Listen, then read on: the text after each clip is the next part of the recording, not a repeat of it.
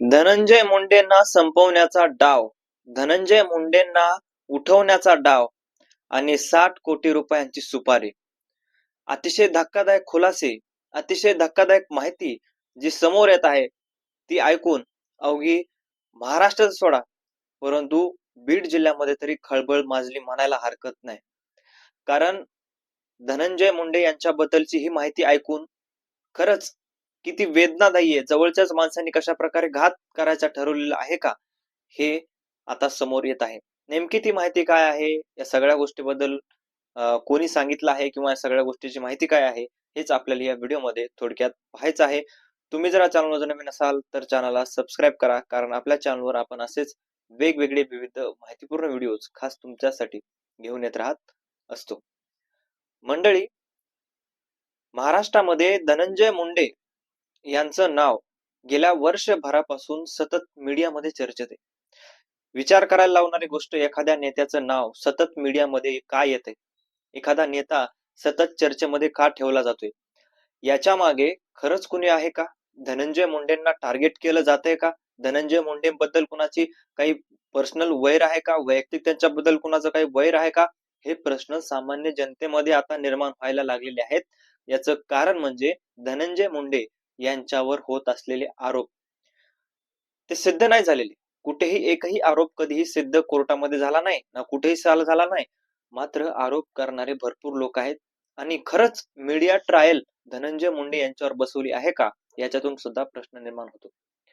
मात्र काल एक मुलाखत आली, काल एक बातमी आली आणि अवघा महाराष्ट्र हादरलेला आहे. धनंजय मुंडेंना कुठेतरी संपवण्याचा डाव आहे. धनंजय मुंडेंना संपवण्यासाठी 60 लाख, किती, 60 लाखांची सुपारी देण्यात आलेली आहे. ती पण कोणाला, तर आणि कोणाकडून, हे सगळ्यात महत्वाचं आहे. हे सगळे जे आरोप झालेले आहेत धनंजय मुंडेंवर, सगळे जे संपवण्याचा डाव म्हणतो आपण, ते सगळे आरोप त्यांचेच नेते असलेले अजित पवारांवर करण्यात आलेले आहेत. आणि कुठेतरी एखादा ओबीसीचा नेता पुढे येत असेल तर त्या ओबीसीच्या नेत्याला संपवण्याचा डाव आहे, अशा प्रकारचं सुद्धा त्या माणसाकडून सांगण्यात आलेलं आहे.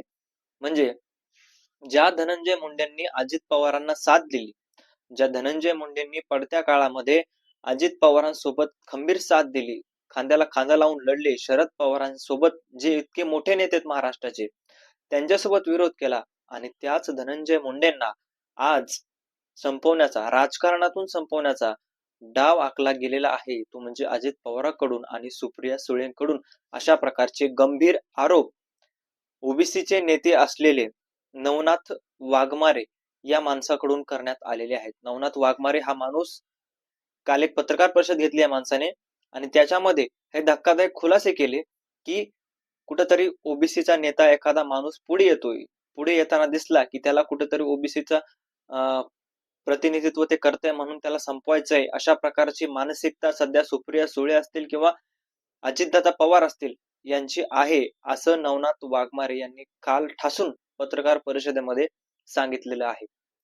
आता यावरून सगळ्यावरून लक्षात येते की धनंजय मुंडेंना खरंच संपवण्याचा डाव आखला गेलाय का, राजकारणातून खरंच त्यांना उठवायचंय का?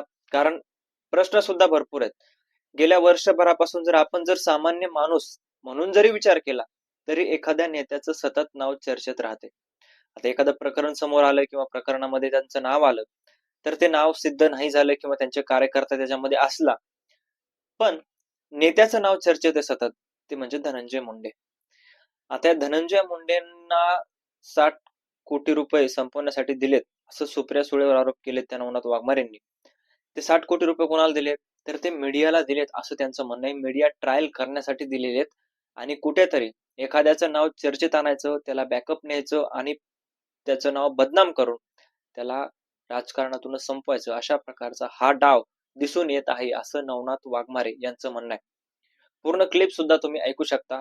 आणि या सगळ्या घडामोडीवर आणि आता इथून पुढे नेमकं धनंजय मुंडेंच्या भाजपमध्ये जाणाऱ्याच्या बातम्या ज्या काही आल्या होत्या त्या सुद्धा कुठेतरी मोठ्या प्रमाणामध्ये गाजल्या होत्या. आणि फक्त एकाच न्यूज चॅनल दाखवले असं नाही, तर बरेच न्यूज चॅनलनी धनंजय मुंडे भाजपमध्ये जाणार अमित शहाच्या भेटी घेतल्यानंतर आल्या होत्या. आणि अजित पवारांसोबत जी काही सभा झाली त्या सभेमध्ये सुद्धा धनंजय मुंडे हजर नव्हते. त्याच्यामुळे आता कुठेतरी धनंजय मुंडे भाजपमध्ये जातील का किंवा धनंजय मुंडे आणि अजित पवारांमध्ये खरंच बिनसलं आहे का? याच्यामध्ये काय पुढे येतंय आणि खरंच अशा प्रकारचा संपवण्याचा डाव काय आहे का? हे सुद्धा सत्य पुढं लवकरच येईल. नवनाथ वाघमारे यांचं सुद्धा स्टेटमेंटमध्ये तपासणी होईल आणि या सगळ्या गोष्टीमध्ये पुढच्या गोष्टी लवकरच जनतेसमोर मांडण्यात येतील.